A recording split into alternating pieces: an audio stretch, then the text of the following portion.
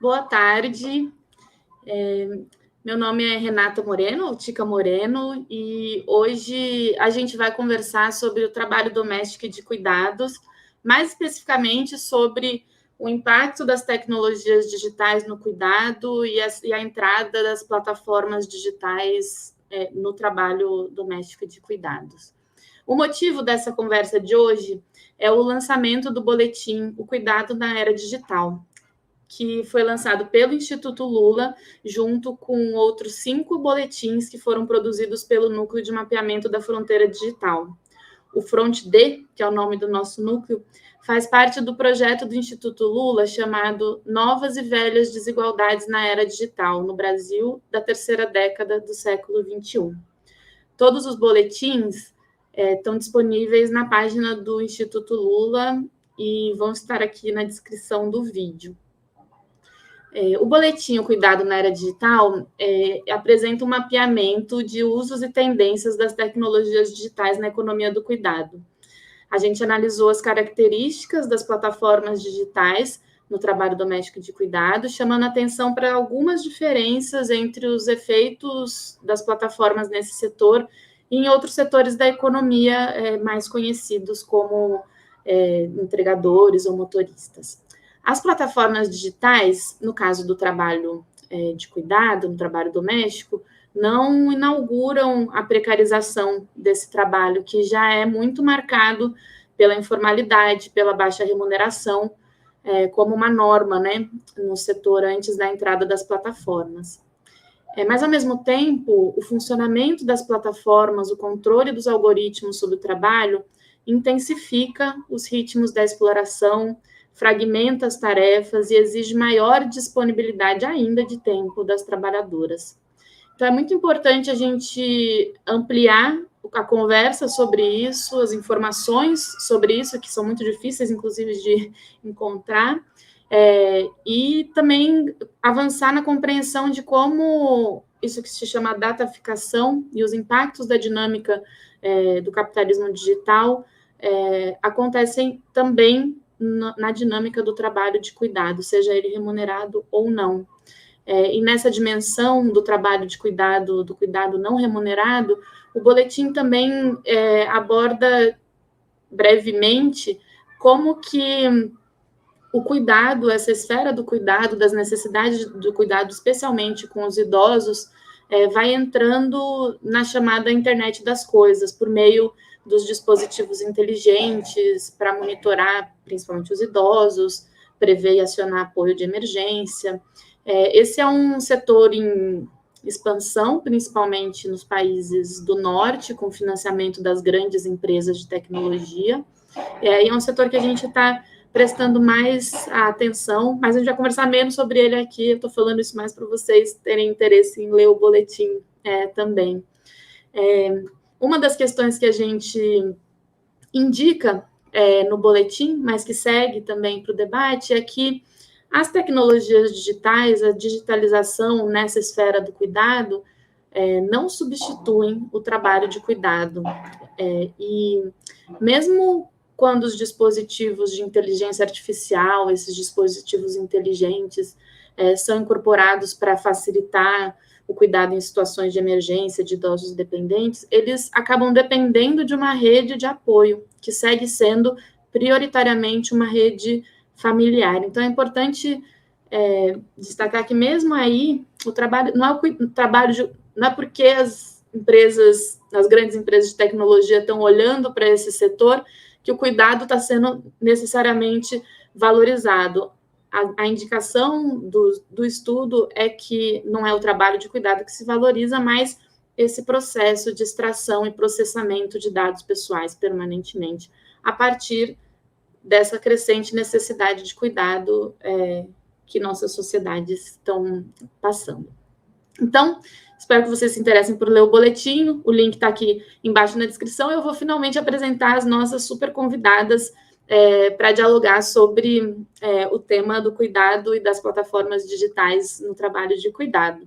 Nossa conversa hoje é com a Regina Teodoro e com a Ana Cláudia Cardoso.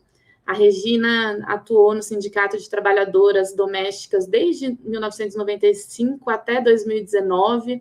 Ela passou pelas representações estaduais e nacionais das trabalhadoras domésticas, atuou na Contrax, que é a Confederação Nacional de Trabalhadores do Comércio e Serviços, quando foi uma das 7 delegadas para a Convenção 189 da OIT, que é uma importante convenção sobre os trabalhadores e trabalhadoras domésticas. Hoje a Regina está coordenadora da Associação de Promotoras Legais Populares Cidadã Terra, em Campinas e região. Prazer ter você aqui com a gente, Regina. E a Ana Cláudia é doutora em Sociologia pela Universidade de São Paulo, a USP, e a Universidade de Paris 8, e é pós-doutora pelo, vou arriscar meu francês, Centre de Recherche Sociologique et Politique de Paris, o CRESPA. Trabalhou na Faculdade do DIEESE e foi professora convidada da Universidade Federal de Juiz de Fora. Atualmente, a Ana Cláudia é assessora sindical e pesquisadora do GT Trabalho Digital, da Rede de Estudos e Monitoramento da Reforma Trabalhista, a REMIR. Também é um prazerzão você estar aqui com a gente hoje, Ana Cláudia. Vou começar com a primeira pergunta para a Regina. Regina, quando a gente olha para as plataformas digitais no trabalho doméstico, a gente sabe justamente que elas estão entrando em um mercado de trabalho que é já muito marcado pela exploração, pelo racismo, informalidade, precariedade. A gente gostaria de te ouvir, em primeiro lugar, sobre essa situação das trabalhadoras domésticas no Brasil hoje e sobre como essa questão das plataformas digitais está aparecendo entre as trabalhadoras domésticas. É com você. Olá, boa tarde. Boa tarde. Vou te chamar pelo apelido Tica. Boa tarde, Ana. É um prazer estar aqui. Então, as trabalhadoras domésticas, nesse período, né, de hoje, pós o afastamento, né, do distanciamento por conta do Covid e tudo, elas vêm retomando a vida de trabalho novamente, né? Só que de uma forma mais precarizada, né, por conta de tudo isso. Elas já vinham retomando, mas aí elas vêm com uma queda na renda, né? Todo um processo de estabilidade financeira que se tinha, né? Hoje as trabalhadoras que conseguem voltar ao trabalho, elas estão voltando assim com toda essa precarização que a gente sabe que qualquer questão de mudança acarreta aos trabalhadores como as domésticas. A tecnologia e esse formato de aplicativo, né, que ele está feito para avanço, para melhoria, né, para modernização, né, que é a palavra mais grotesca assim de dizer, e a modernização na comunicação e tudo, mas só que na grande parte das trabalhadoras domésticas, nem sempre esse formato ele veio para nos ajudar, veio para nos fortalecer, né? Então, esse trabalho de cuidado, ele está muito voltado ao trabalho efetivo, né? E aí a questão dos aplicativos, ele não ajuda muito a trabalhadora doméstica. Então, eu acho que nos dias de hoje a gente está meio que retomando e tentando criar um novo formato de atuação. É um pouco isso nesse primeiro momento. Obrigada, Regina. Vou passar agora para a Ana, então. Ana, você tem estudado o espraiamento das plataformas digitais em vários setores. Queria te ouvir um pouco sobre quais são as semelhanças e as diferenças entre o setor do trabalho doméstico e do cuidado e os outros setores onde as plataformas digitais estão entrando. Ok. Bom, primeiro, falar um olá para todo mundo. É um prazer estar aqui conversando sobre esse problema tão grande, né? Como se não fosse suficiente os outros que o movimento sindical já vivencia, não é? Ainda temos agora as plataformas de trabalho. De fato, não é possível comparar com todos os outros setores, porque são muitos setores, né? Então, apesar da gente ter o que eu chamo de fundamentos que estão presentes em praticamente todas as plataformas de trabalho, né? Então, uma das questões é a dataficação, que está presente não só nas plataformas de trabalho, mas nas outras. O fato das plataformas irem constituindo grandes monopólios, né? Porque elas vão se fundindo, vão engolindo pequenas plataformas locais. Um terceiro fundamento que é comum, evidentemente, é a infraestrutura e mediação digital, né, que possibilita ao capital descentralizar, não é, o trabalho, mas manter o controle do processo e dos próprios trabalhadores. Um outro elemento, evidentemente, é a desconsideração das legislações, entre elas a trabalhista, mas não só. E um outro elemento que é comum é a própria organização, que a gente chama, né, de gestão por metas gamificada por meio de algoritmos, né? Então, essas são questões comuns.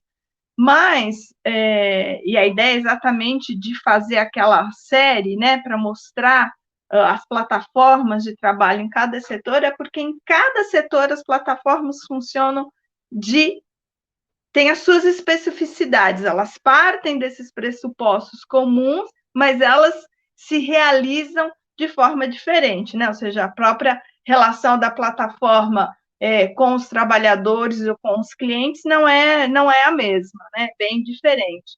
Mas, por exemplo, uma coisa que a gente... E uma outra questão que eu acho que é importante, que a Tica já falou aqui no começo, é a dificuldade que nós temos para ter acesso sobre essas plataformas, né? Nem quando o Ministério Público do Trabalho demanda, ele tem um retorno.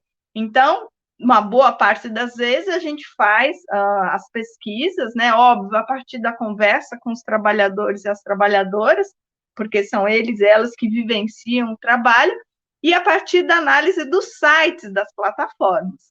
Né? É ali que a gente consegue um pouco entender mais ou menos como a lógica funciona. Então, de uma forma geral, o que a gente percebeu nas plataformas de cuidado, as poucas que a gente analisou? E aí, quando a gente fala cuidado, né, a gente fala cuidado com pessoas e cuidado com a residência, né? Então, eu estou falando de uma forma geral. Mas o que a gente percebeu, assim, de pior em relação, né, se a gente pensa as plataformas de cuidado em relação às outras plataformas?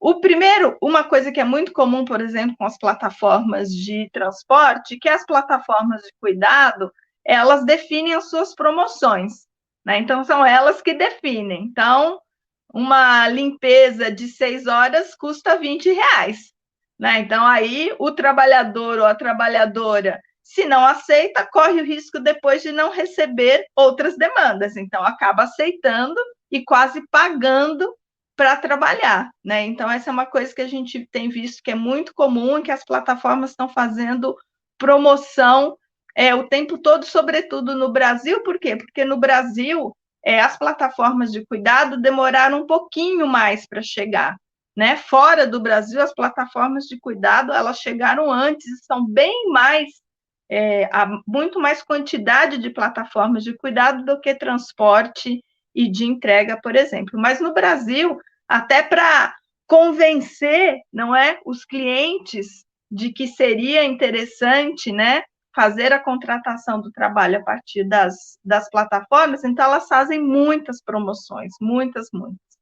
E uma outra coisa que nós observamos, que é pior do que as outras plataformas de trabalho, ao menos as plataformas que nós analisamos, tá? Até porque, por exemplo, mesmo dentro de um mesmo setor, as plataformas funcionam de formas diferentes, né? Então, não é porque uma plataforma funciona assim que a outra também funciona.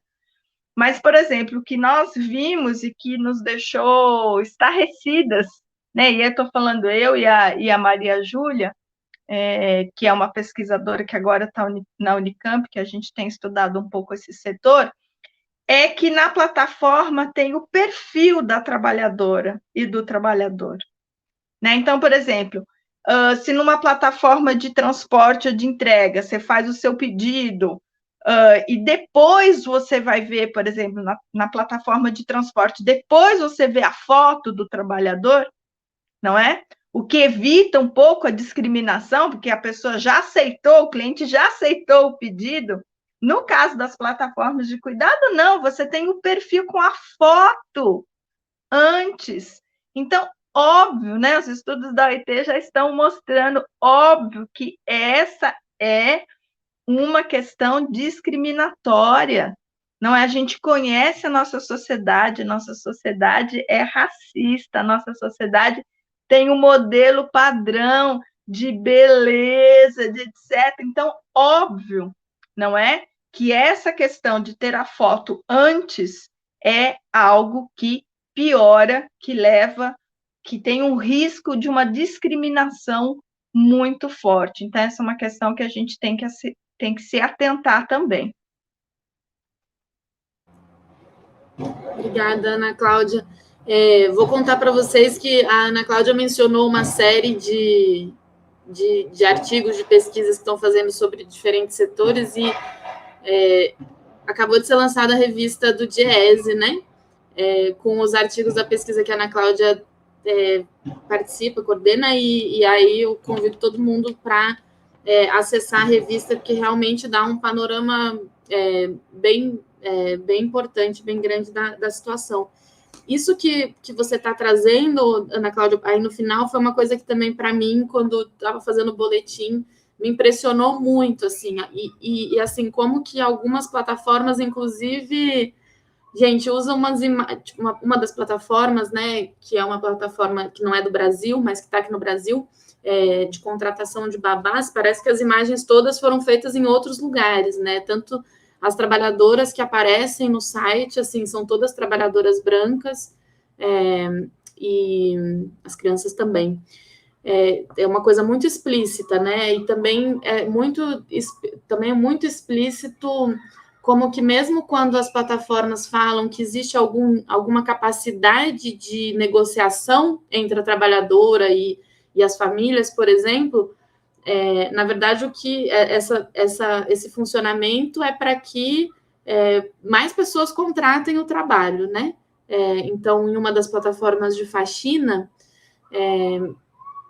que começou começou lançando faxinas expressas por R$19, você pensa, gente, tá explícito, né, o tamanho da coisa. E uma das questões que me deixou assim muito assim impressionada com como é explícito, né, isso de você baratear, explorar mais o trabalho, né, das trabalhadoras, para conseguir contratar mais clientes, também é isso que os clientes podem ficar à vontade para sugerir menos tempo para o mesmo trabalho que as trabalhadoras têm que realizar na faxina de uma casa, né? Então, de fato, são algumas questões no caso do trabalho de cuidado das plataformas, assim, estão bem explícitas nesse sentido da exploração e do racismo, né?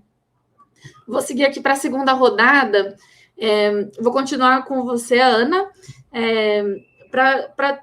Queria pedir que você explicasse um pouquinho para a gente como que acontece mesmo isso da dataficação e o controle dos algoritmos sobre o trabalho e as trabalhadoras nessas plataformas de forma geral. Tá. Eu acho que uma coisa é se a gente pensar a dataficação como algo que todas as plataformas fazem, né? Independente de ser plataforma de trabalho ou não, né? Então, o Google faz, o Facebook faz, uma plataforma onde você vai fazer uma compra faz, o que significa, né? Significa que as plataformas se apropriam dos nossos dados, processam os nossos dados e usam como elas querem. Né? Então, elas podem usar para elas mesmas. Ah, então eu vejo que a Tica compra sempre isso, então amanhã de manhã, quando a Tica abrir o computador, eu já vou colocar várias propagandas e publicidades sobre isso. Mas as plataformas também podem vender os dados. Né? Então, por exemplo, imagine uma plataforma de trabalho de saúde, onde as pessoas colocam seus dados lá, né? E, portanto, sempre acessam, já que é sobre saúde, e, de repente, não é, sei lá, uma empresa X, antes de te contratar, vai lá e compra esses dados da plataforma, né? E vai dizer, ah, não, olha, não vou contratar a Regina, porque olha, a Regina adoece muito, a Regina tem não sei o quê, não sei o quê. Então, é isso, né? Quer dizer, os nossos dados estão aí, então essa é uma questão essencial para a gente pensar políticas públicas e ação do movimento sindical. Além disso, né, no caso das plataformas de trabalho, além dessa questão de apropriação dos dados dos trabalhadores e dos usuários, isso é uma forma de controle que as plataformas têm em relação aos usuários e controle em relação que as plataformas têm aos trabalhadores. Elas controlam tudo, né? Então elas sabem exatamente o que o trabalhador está fazendo em cada momento. E mesmo assim, elas dizem que não têm informação, mas elas têm, não é? Elas têm um controle que as empresas tradicionais nunca tiveram. Né? Exatamente a hora que começa a trabalhar, a hora que para, a hora que está conectado, desconectado. Se a gente pensar uma plataforma de transporte, sabe a velocidade do carro, etc, etc. Então, além disso, a gente tem o que a gente chama de uma gestão gamificada por meio de algoritmos, né? Porque é uma gestão por metas, como a gente sempre teve já há muito tempo nas empresas tradicionais, mas essas metas as plataformas buscam fazer uma brincadeira, né? Para que os trabalhadores entrem nesse jogo que eu chamo um jogo assassino, não é? Para fazer cada vez mais disputando com outros trabalhadores, mas achando que é uma brincadeira, né? Então, vai lá, coloca, agora você fez 10 faxinas, você é a trabalhadora diamante, agora você é a trabalhadora ouro. Olha, agora como você é a trabalhadora ouro, você vai ter acesso a tais e tais demandas primeiro do que outras trabalhadoras. Aí significa o quê? Para as trabalhadoras poderem subir, elas precisam estar disponíveis 24 horas por dia, mas na maior parte das vezes as plataformas de cuidado, nós estamos falando de mulheres que já são responsáveis pelo trabalho reprodutivo dentro de casa. Portanto, elas não podem estar disponíveis 24 horas nas plataformas, porque não é? Elas têm que dar conta ainda do trabalho reprodutivo em casa. Então, elas têm dificuldade muito maior para subir no pódio, não é? E, portanto, ter acesso a algumas informações ou ter, né, acesso a que a demanda venha para elas mais do que para outras trabalhadoras. Então, o que a gente chama da gestão gamificada. E a gente fala por meio de algoritmos, né? Por quê? Porque a gente sabe que são os algoritmos que conseguem fazer esse controle, ou seja, se apropriar de todas essas informações e rapidamente fazer novas regras. Agora, os algoritmos não caem do céu, né, gente? São as plataformas que definem como os algoritmos irão agir, não é? Então, quando um trabalhador ou uma trabalhadora é desconectado de uma plataforma, né, que a plataforma fala, ah, não fomos nós, foram os algoritmos, isso não existe, né? Isso é simplesmente uma forma que as plataformas de trabalho usam para se desresponsabilizar. Desresponsabilizar em relação às condições de trabalho, mas também se desresponsabilizar em relação ao resultado do produto, né? Porque se um cliente contrata lá uma plataforma de cuidado e vai achar que a limpeza da casa não foi bem feita, a plataforma vai falar: problema seu, você que contratou, você que fez a avaliação, aí eu não tenho nada a ver com isso, né? A culpa é sua como cliente, a culpa é do trabalhador e da trabalhadora que não fizeram um bom serviço, mas eu não tenho culpa. Então, a gente tem várias questões, né, para a gente pensar a ação. Tem a questão da dataficação, que é uma coisa muito séria, e quanto mais as plataformas de cuidado e de saúde se espraiam, o risco é maior, seja o que fazem com as nossas informações. A gente tem a questão dessa gestão gamificada, que eu chamo de fato gestão assassina, porque faz as pessoas ficarem disponíveis o tempo todo, faz os entregadores fazerem as suas entregas muito mais rápidas, trabalharem no momento que eles não podem, que eles não querem, que seria o momento das trabalhadoras ficarem com as suas famílias, por exemplo. E tem a questão dos algoritmos, que também é uma coisa séria, e que em todos os processos, né, que os trabalhadores abrem contra essas empresas, muitas vezes pedindo para abrir os algoritmos, né, e as empresas falam não, porque isso aqui não pode. E lá fora, ainda bem, a gente já está vendo que as plataformas estão sendo obrigadas a abrir os algoritmos, exatamente porque é uma gestão do trabalho e ela tem que ser minimamente transparente. Muito importante a gente ter cada vez mais a compreensão e a consciência das coisas que são invisíveis nos processos de controle e exploração do trabalho, inclusive para a gente conseguir enfrentar. Invisíveis não, invisibilizadas, né? Que nem o trabalho doméstico a gente sempre diz, não é que é naturalmente invisível, é invisibilizado porque essa é uma forma do sistema, esse sistema que é capitalista, racista, patriarcal, seguir explorando esse trabalho, seja mal remunerado ou sem remuneração, para manter a sua dinâmica de acumulação.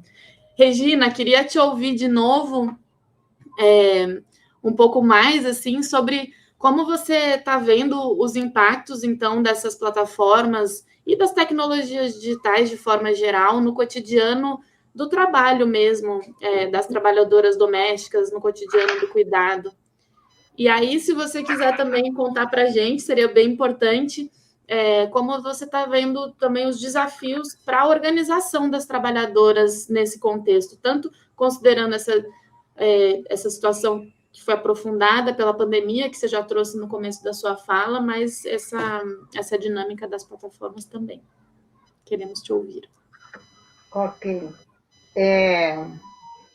Então, essa questão da plataforma digital, essa questão da tecnologia, ela interferiu muito, muito na relação de trabalho da nossa categoria, né? Porque, no geral,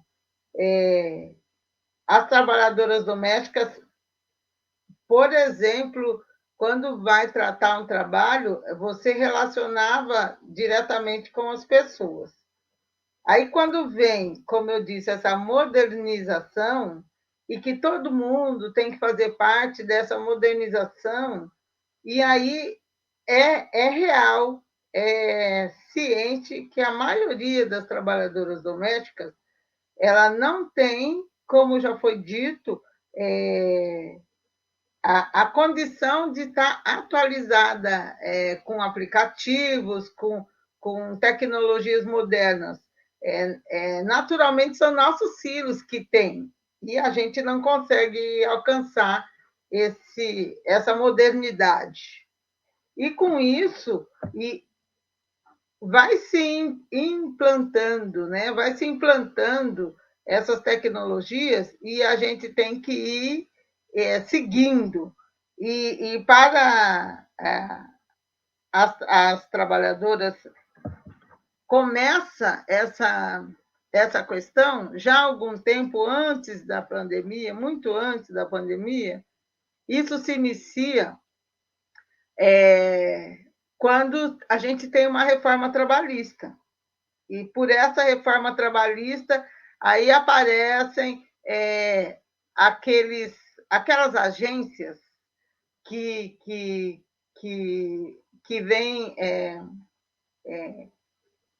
os aplicativos que se transformam para quem vai atrás como agências. Então, as trabalhadoras domésticas acessam os aplicativos e fazem a sua contratação de trabalho. Aí eu vou falar para vocês das dificuldades, já que a menina deu aí um espaço enorme de explicação. Então, a trabalhadora, ela aceita esse contrato de trabalho por aplicativo e sem muita compreensão das letras, dos artigos, dos detalhes dessa contratação. Aí, nessa contratação, ela não consegue dialogar salário, que, como foi dito, esse salário já vem determinado, ela não consegue dialogar hora trabalhada, né? A gente que entra às 8 às 7, com 8 horas trabalhadas, isso modifica nessa questão do aplicativo, você fica conversando com uma máquina, né? Do lado de cá, eu estou conversando com uma máquina. E aí, precisa do trabalho, não tem outra alternativa, né? Algumas não têm outra alternativa, e ela só vai sentir o problema desses aplicativos, o problema dessa modernidade digital, quando ela, primeiro, quando ela começa a trabalhar, que aí vê o tamanho da exploração e a impossibilidade de dialogar, de corrigir isso, né? Porque quando a gente trata de pessoa para pessoa, você já diz o que faz, o que não faz, e aí é uma relação humana, né? Então, aí ela não tem essa possibilidade. E aí, quando ela deixa esse trabalho, não percebeu que nessa contratação tem multa, tem uma série de coisas. Então, isso começou na reforma trabalhista, essa dificuldade. E quando vem a pandemia e esse afastamento social, agora me digam como que é possível a trabalhadora doméstica trabalhar de forma digital. Não existe, não consegue. Com isso, ela perde a sua renda, ela perde a sua condição mínima, né, de vivência, de sustentar a família, e aí acarreta assim, outros tantos problemas, né? E um desses problemas, que é o que eu disse, começa pelo contrato de trabalho, a outra questão é que a gente não consegue fazer uma queixa ao Ministério do Trabalho, porque aí o Ministério do Trabalho ele traz que essas plataformas, eu vou usar a palavra plataforma porque nós estamos falando sobre, mas o Ministério do Trabalho ele entende que essas negociações digitais que a gente fez, ele não pode intervir, primeiro porque não é uma instituição, é um negócio privado que o Ministério não intervém. Se a coisa é muito grave, o Ministério do Trabalho e o Ministério Público do Trabalho, ele diz que para se poder movimentar alguma queixa, alguma atuação, é preciso números, é preciso quadros, né, para que isso possa dar algum andamento. Então, eu digo, a tecnologia, não dá para dizer que ela não serve, ela é maravilhosa, mas realmente de setores para setores, de cuidados para cuidados. A gente não tem como trabalhar de forma intermitente, por exemplo. Como é que a trabalhadora doméstica sobrevive de forma intermitente? Essas redes de aplicativo, várias pessoas se apropriaram dela para criar agências, né? Um formato de agências. Então, a trabalhadora ficou mesmo prejudicada. O trabalho ele virou algo, como que eu digo, precarizado, né? Totalmente precarizado por conta disso. E aí a gente não sabe. A organização, na verdade, nós das organizações das trabalhadoras domésticas, a federação e essas instituições que estão junto com a gente, eu penso que nós temos que sentar e fazer toda essa exposição que a Ana fez, né? Em uma situação mais direta, né?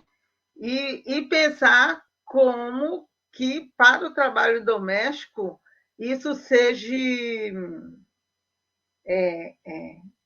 Talvez isso tenha regra. Né? Como que a gente coloca uma regra nessa situação em se tratando do trabalho doméstico? Né? E aí eu não consigo pensar para as políticas públicas como fazer isso. Né? Assim, hoje, nesse momento, está todo mundo precisando retomar, precisando recuperar as perdas, e essas plataformas vão se... A palavra não é muito bonita, mas vai poluindo, né? Tá poluindo tudo, não tem nada que você faça que não dependa de um aplicativo, de uma tecnologia, de algo assim. Então, como que a gente trabalha isso nesse lugar, né? Nesse lugar desses trabalhos que eles são humanos, ele não tem, né? Não tem como ser de outra forma, né? Então, eu acho que um pouco isso, e que tem que se fazer reconstruir essa questão do trabalho doméstico, tem que rediscutir e pensar que caminho, né, a gente vai começar a discutir para mudar isso. Não é nada.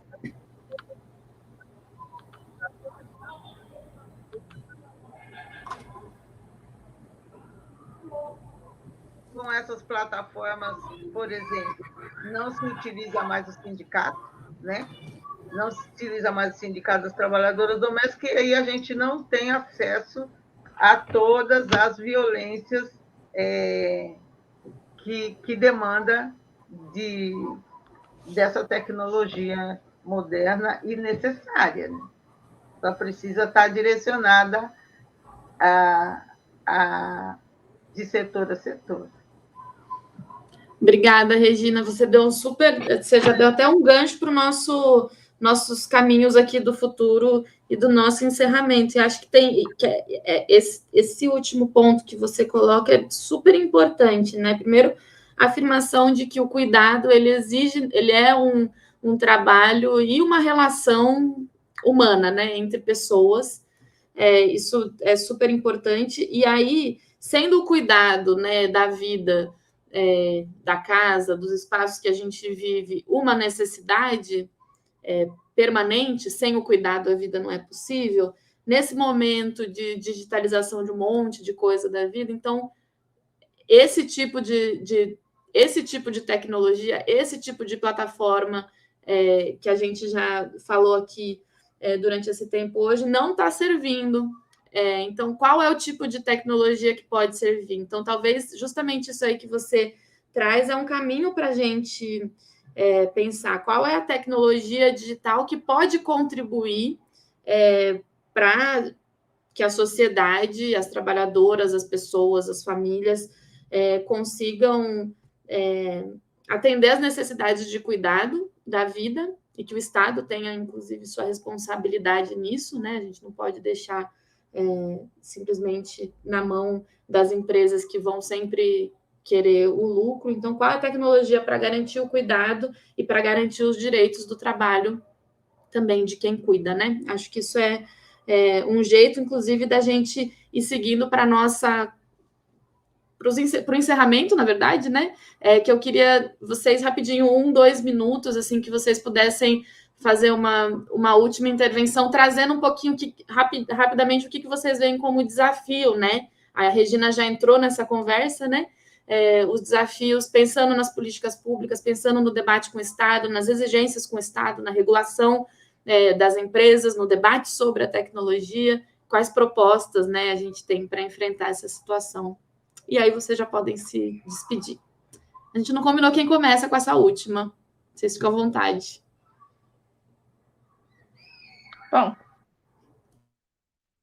Bom, posso começar, então. Eu acho que a gente tem que retomar. Bom, a fala da Regina é maravilhosa, não dá para retomar tudo, infelizmente, mas acho que uma coisa que a gente tem que retomar e que a gente tem feito muita questão de discutir é a questão da desigualdade sociodigital, né? Ou seja, nós vivemos num país onde a desigualdade sociodigital é muito grande, né? Ou seja, as pessoas que a gente chama das classes C, D e E não têm acesso à banda larga, não têm acesso a instrumentos que possibilitam o uso da tecnologia de uma forma de criação, né? Porque tem uma tecnologia defasada, não tem acesso à banda larga, etc, etc. Então, isso dificulta. Isso vai aumentar a desigualdade social de uma camada de trabalhadores que não conseguem ter acesso a essa tecnologia, né? Por exemplo, para mandar um currículo, né? Mas também do uso, né? Então, por exemplo, se a gente olhar o setor bancário, as relações tecnológicas substituíram as relações pessoais. E aí, azar de quem não está por dentro, não é? A gente sabe, as pessoas mais velhas têm dificuldade, não é? E será que nós vamos fazer a mesma coisa com o setor de saúde, por exemplo? Não é? Será que o atendimento da saúde via tecnologia vai substituir? Porque uma coisa é ser algo a mais, ótimo, maravilha. Agora, não pode substituir, certo? Porque senão a gente vai deixar uma camada fora. Então, acho que essa é uma atenção para a gente pensar nas políticas públicas. Uma outra questão é essa desresponsabilização por parte das plataformas. Não pode, elas são empresas como outras quaisquer. Então, elas têm que ter responsabilidade sobre os seus trabalhadores e elas têm que ter responsabilidade sobre os clientes. Né? Não pode dizer que elas não são responsáveis pelo resultado do trabalho. Elas são pelos trabalhadores e pelo resultado do trabalho. Então, essa é uma outra questão. A questão da dataficação também é um terceiro foco para as políticas públicas. E a outra questão, evidentemente, é que é óbvio que esses trabalhadores são trabalhadores formais, deveriam ser trabalhadores formais e, portanto, ter acesso aos direitos como quaisquer outros grupos de trabalhadores, né? Então, acho que essa é uma questão. Nós passamos anos para estender a nossa legislação trabalhista para o setor rural, para as trabalhadoras domésticas, agora nós estamos fazendo o contrário, né? Nós estamos tirando. Então, não faz o menor sentido. Então, acho que é isso para ser curta aqui, para não avançar muito na hora. E muito obrigada, e espero que vocês leiam a revista do Jazz, porque lá a gente tem vários setores sendo analisados e a gente precisa entender o que está acontecendo mesmo.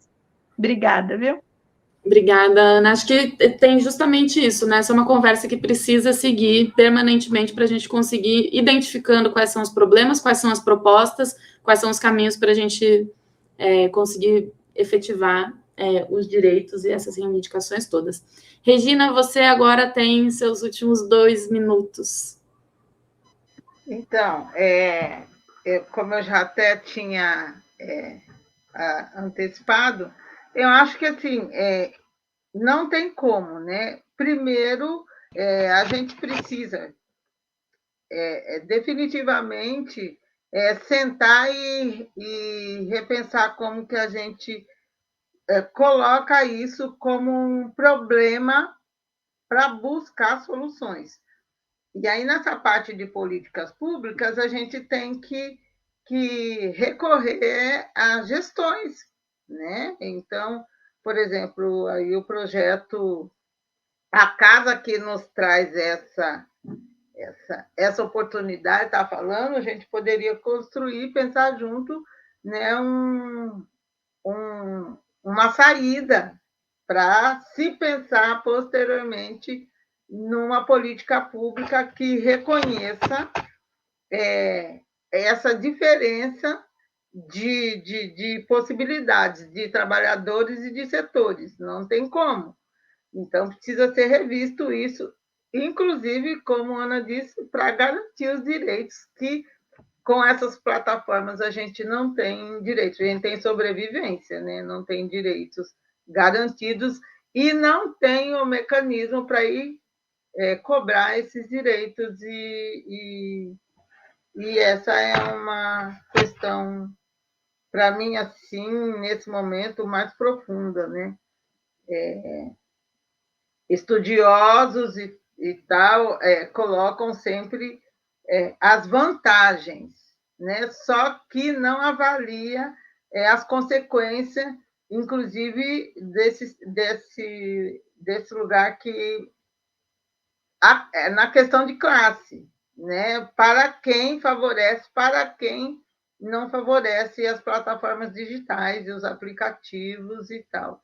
E, de verdade, esse comprometimento de quem tem, de quem emprega, de quem usa essas plataformas, de quem emprega pessoas por essas plataformas, o comprometimento mesmo para com essas pessoas. Eu acho que, no primeiro momento, é isso. E eu quero também agradecer aí a oportunidade e espero que também, eu acho que vai me ajudar muito ter ouvido a Ana e ler esse boletim agora com mais profundidade, né? Depois desse diálogo, a gente desperta outras avaliações do que a gente lê e ver se junto com as organizações que, apesar de não estar no sindicato, eu continuo na luta das organizações das trabalhadoras domésticas, porque foram muitos anos vivenciando de tudo que se é possível, e aí pensar numa qualidade melhor de trabalho para todas nós. Eu acho que domésticos ou não, né, para todas as categorias que sobrevivem com ou não aplicativos. Então, o meu papel é esse na sociedade, e aí eu espero que isso contribua para mim ter outras visões e conclusões. Aí, muito obrigada e parabéns pela ideia de nos trazer para esse papo. Bom, obrigada. Obrigada, Regina. Obrigada, Ana Cláudia. Bom, a Regina, Ana Cláudia, eu conheci aqui hoje virtualmente, apesar de conhecer já nos textos e pesquisas de mais tempo, e Regina sempre um exemplo, uma inspiração para todo mundo que acompanha, fortalece e apoia a luta das trabalhadoras domésticas. Muitíssimo obrigada pelo tempo de vocês, pelas contribuições. A nossa ideia é que essa seja uma conversa que siga, né? E além de seguir nesse tema específico do cuidado, eu queria convidar todo mundo que está assistindo essa conversa aqui hoje para acessar os outros boletins também do Front D e para acompanhar as próximas sessões de lançamento. Então, a próxima vai ser sobre cidade inteligente, também sobre o que significa isso da vigilância e monitoramento permanente com o racismo, né, o racismo tecnológico. Depois, tecnologias digitais, cultura e pandemia, também analisando essa dimensão das desigualdades. um estudo de caso muito interessante sobre a China e o uso das tecnologias digitais das vilas Taobao, que tem a ver com a comercialização, né, dos produtos da agricultura a partir, enfim, de uma plataforma. A questão das tecnologias digitais, as fronteiras das tecnologias digitais na Amazônia e no meio ambiente, uma disputa importantíssima que a gente tem vivido no Brasil e em todo o mundo, mas na Amazônia principalmente.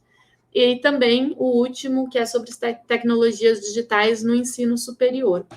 Então, com isso, a gente encerra aqui a nossa conversa de hoje sobre cuidado na era digital. De novo, leiam o boletim, comentem, vamos seguir essa conversa.